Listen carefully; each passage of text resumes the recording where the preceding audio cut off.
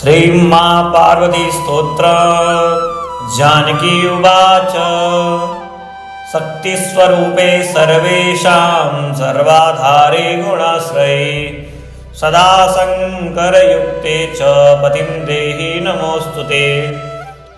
सृष्टिस्थित्यन्तरूपेण सृष्टिस्थित्यन्तरूपिणी सृष्टिस्थित्यन्तबीजानां बीजरूपे नमोऽस्तुते। हे गौरी पतिमर्मज्ञे पतिव्रतपरायणे पतिव्रते पतिरते पतिं देहि नमोऽस्तुते। सर्वमङ्गलमङ्गल्ये सर्वमङ्गलसंयुते सर्वमङ्गलबीजे च नमस्ते सर्वमङ्गले। सर्वप्रिये सर्वबीजे सर्व अशुभविनाशिनि सर्वेशे सर्वजनके नमस्ते शङ्करप्रिये।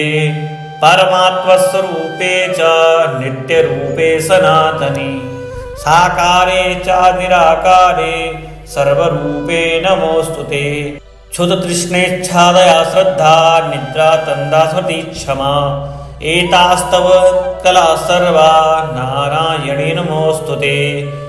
लज्जा मेधा तुष्टिपुष्टि शान्ति सम्पत्ति वृद्धयः एतास्तव कला सर्वा सर्वरूपे नमोऽस्तुते।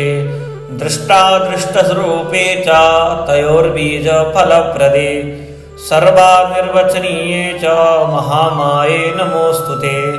शिवे शङ्करसौभाग्ययुक्ते सौभाग्यदायिनि हरिं कान्तं च सौभाग्यं देहि देवी नमोऽस्तुते।